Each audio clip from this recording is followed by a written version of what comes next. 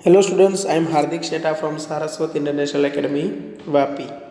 आज हम standard 12 subject physics chapter number 9 ray optics and optical instruments को आगे बढ़ाएंगे। तो आज हमें पढ़ना है refraction at a spherical surface. ठीक है, अब देखो सबसे पहले डायग्राम कैसा बनेगा। तो ये एक सपोज स्फेरिकली कर्व्ड सरफेस है, ठीक है, ऐसी कोई एक स्फेरिकली कर्व्ड सरफेस है और ये एक पूरा मीडियम है।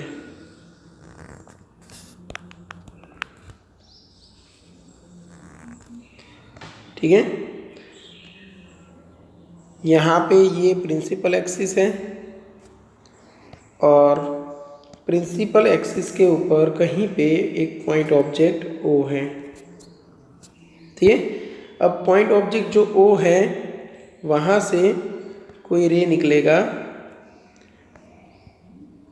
और ये सरफेस के ऊपर इंसिडेंट हुआ। ठीक है,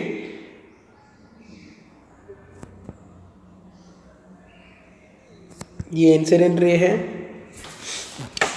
अब अगर मैं ये सरफेस का इतना छोटा सा हिस्सा सिलेक्ट करूँ तो वो अप्रोक्सीमेट में बोल सकता हूँ प्लेन है, और वहाँ पे मैं अगर एक नॉर्मल ड्रॉ करूँ तो नॉर्मल मुझे कुछ इस तरह मिलेगा। ठीक है, ये नॉर्मल बना और हमें पता है कि कोई भी कर्व्ड सरफेस है और उसका नॉर्मल बनाओ तो वो कहाँ पे जाएगा, सेंटर ऑफ कर्वेचर पे। तो ये सेंटर ऑफ कर्वेचर पे गया। ये भी हमें पता है when light enters from rare medium to denser medium it will bend towards normal.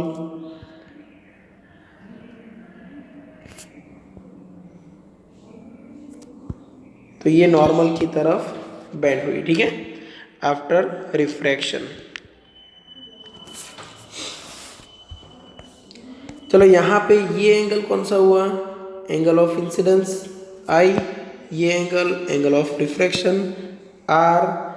बाकी के जो एंगल्स हैं उनको हम अपने हिसाब से नाम दे देते हैं। सपोज यहाँ का एंगल है तो अल्फा, ये एंगल बीटा और ये एंगल गामा। पोजीशन के नाम दे देते हैं, तो वो यहाँ पे O है। ठीक है, ये O, P, यहाँ पे C तो दे ही आई है और ये बन रही है इमेज I। ठीक है, चलो यहाँ तक डायग्राम में सब कुछ क्लियर होगा। अब देखो आपको करना क्या है। अगर ये क्वेश्चन एग्जाम में आता है तो सबसे पहले ऐसे एक डायग्राम बनाओ। ठीक है, दो मीडियम ले लो, एक का रिफ्रैक्टिव इंडेक्स ले लो N1 और एक मीडियम का रिफ्रैक्टिव इंडेक्स ले लो N2। ठीक है, किसी एक पोजीशन पे ऑब्जेक्ट दिखा दो, रे डायग्राम बना दो, इमेज यहाँ पे आपको मिलेगी। सभी डिस्टेंसेस आपको यहाँ पे दिखाने हैं। ठीक है, तो ये यहाँ से यहाँ तक ये ऑब्जेक्ट डिस्टेंस, यहाँ से यहाँ तक ये बनेगा रेडियस ऑफ कर्वेचर। तो ऑब्जेक्ट डिस्टेंस, फिर ये रेडियस ऑफ कर्वेचर और ये डिस्टेंस बनेगा इमेज डिस्टेंस V।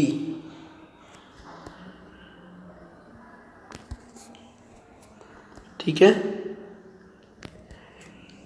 चलो डिस्टेंसेस दिखा दिए।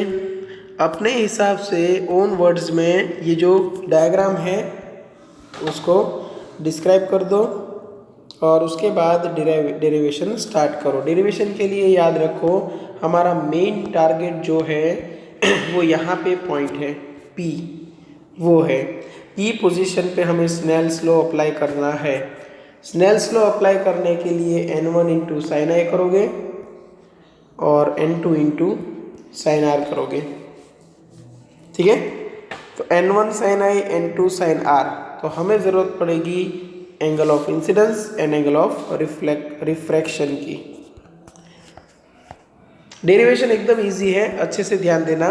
सबसे पहले हम ट्राइंगल ले लेते हैं। कौन सा triangle? O P C, triangle O P C. तो यहाँ पे लिखेंगे for triangle O P C I is an exterior angle. कौन सा ट्राइंगल हमने यहाँ पे लिया है? O P C. ये ट्राइंगल के लिए आई है वो एक्सटीरियर एंगल है, और एक्सटीरियर एंगल के प्रॉपर्टी के हिसाब से आई की जो वैल्यू है वो ये दोनों एंगल का एडिशन होगा। तो आई इक्वल टू क्या लिख सकते हैं? Hence I equal to alpha plus beta, equation number 1। I equal to alpha plus beta, equation number 1। Okay, अभी क्या करना है? तो अभी हमें आर की ज़रूरत है, आई तो मिल गया, अभी आर की ज़रूरत है। तो आर की ज़रूरत है तो फिर हम ये वाला ट्राइंगल यूज़ कर लेते हैं। तो यहाँ पे देखो बीटा है वो एक्सटीरियर एंगल बन रहा है, तो दूसरा ट्राइंगल ले लेते हैं आई पी सी। ठीक है, तो यहाँ पे for triangle I P C beta is an exterior angle. तो बीटा इक्वल टू बनेगा, देखो बीटा इक्वल टू क्या लिख सकते हैं? R plus gamma. तो beta equal to R plus gamma, but हमें ज़रूरत है आर की। तो आर इक्वल टू क्या बनेगा? Beta minus gamma. देखो हमारे दोनों टारगेट अचीव हो गए। हमें आई एंड आर की वैल्यू की ज़रूरत थी, हमें मिल गई। आई मिला हमें अल्फा प्लस बीटा, आर मिला हमें बीटा माइनस गामा। तो इसका मतलब अभी हम स्नेल्स लॉ अप्लाई कर सकते हैं। तो पोजीशन पी के लिए स्नेल्स लॉ अप्लाई करते हैं। एट पोजीशन पी कौन सा लॉ अप्लाई कर रहे हैं? Snell's law. ओके, तो स्नेल्स लॉ में क्या करना है? n1 into sine I equal to n2 into sine R. ठीक है, अभी देखो आपकी टेक्स्ट बुक में एक स्टेटमेंट लिखा होगा कि ये अपर्चर जो है ना, ये इतना एरिया वो हम वेरी स्मॉल लेने वाले। वेरी स्मॉल मतलब इतना स्मॉल। ये तो सिर्फ आपको डायग्राम अच्छे से पता चले इसलिए हमने थोड़ा एंगल बढ़ा लिया है। एक्चुअली ये इतना स्मॉल होगा। अब देखो ये एंगल कैसा मिलेगा? वेरी स्मॉल, तो एंगल्स आर वेरी स्मॉल। तो यहाँ पे आपको एक स्टेटमेंट लिखना पड़ेगा। स्टेटमेंट में आप लिखोगे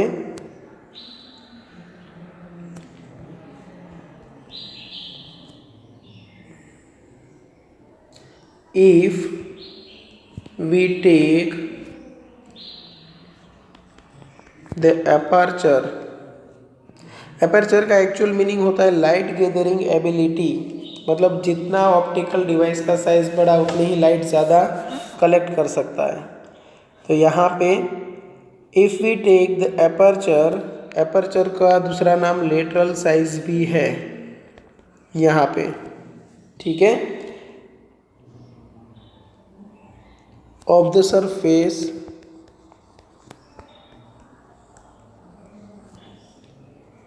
to be small as compared to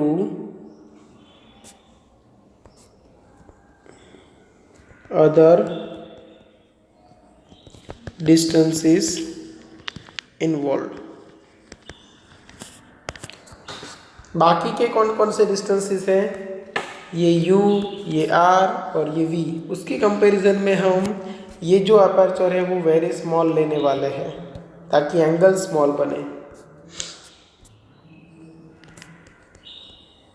hence I and R will be very small. और I और R स्मॉल है तो आप लिख सकते हो n1 into I equal to n2 into R. n1 into I equal to n2 into R. Hence अब I की वैल्यू हमें पता है, अल्फ़ा प्लस बीटा हमने इक्वेशन 1 में ही डिराइव कर ली थी। देखो यहाँ पे I equal to alpha plus beta, R की वैल्यू हमें पता है बीटा माइनस गामा। ठीक है, चलो तो ये इक्वेशन हो गया 3। हमने 2 टारगेट सेट किए थे। कौन कौन से 2 टारगेट? एक आई निकालना, आर निकालना। फिर हमारा काम क्या था? स्नेल्स लॉ अप्लाई करना, वो भी कर लिया। अब हमारा नया टारगेट रहेगा अल्फा बीटा एंड गामा की वैल्यू फाइंड करना। ठीक है, तो यहाँ पे आप लिख सकते हो फॉर वेरी स्मॉल अपर्चर।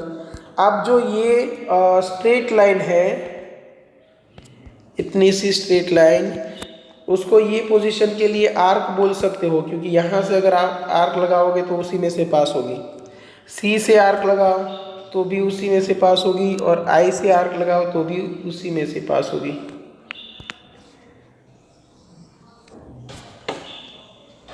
ठीक है, तो 2 मेथड है यहाँ पे।